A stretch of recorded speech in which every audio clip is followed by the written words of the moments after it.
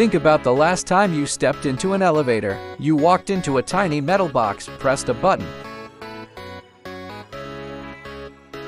and casually let it hurtle you dozens of stories into the air, suspended by nothing but a few steel cables. Almost everyone has had that split-second intrusive thought, what if the cables snap?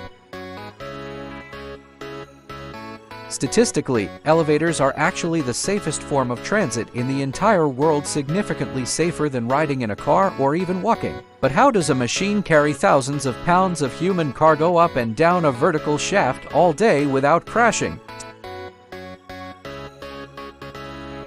Today, we are stripping away the steel walls and looking inside the elevator shaft to break down the incredible physics. We'll explore the genius weight balancing systems and the mind-blowing safety mechanisms that make it physically impossible for your elevator to plummet.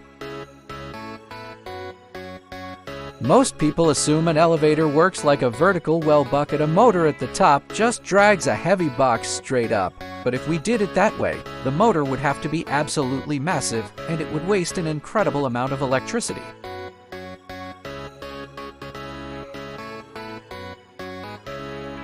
Instead, modern high-rise elevators use a system called traction, which is essentially a giant, high-tech game of seesaw.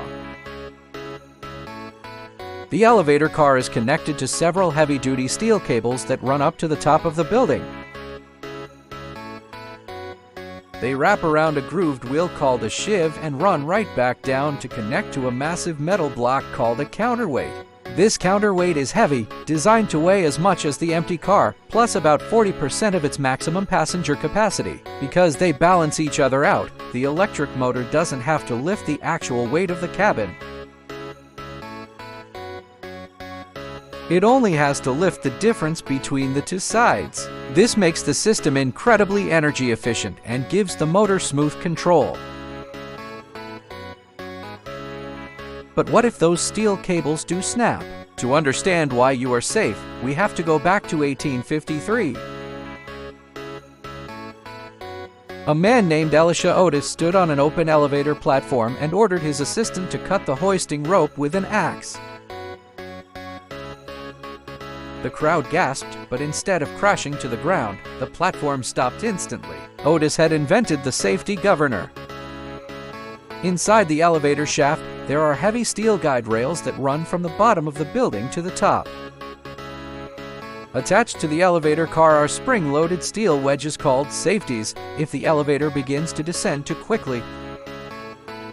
A completely mechanical speed-sensing wheel called a governor spins out of control and instantly trips a lever. This forces the heavy steel wedges to clamp directly onto the guide rails. This is a purely mechanical system. It does not require electricity, computer chips, or sensors. Even in a total power outage, physics alone locks the cabin to the frame. Now, for smaller buildings, your elevator might not use cables at all. Instead, it likely uses a hydraulic system.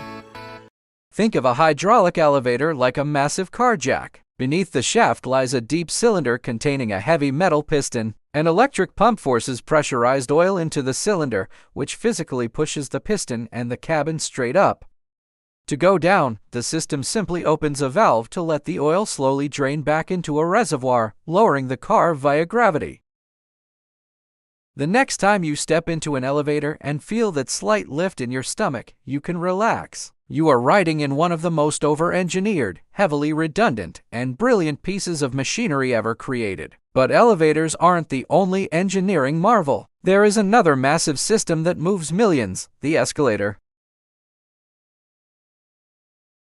If you want to know how those moving stairs work without eating your shoes, click on the video on your screen right now. I will see you there.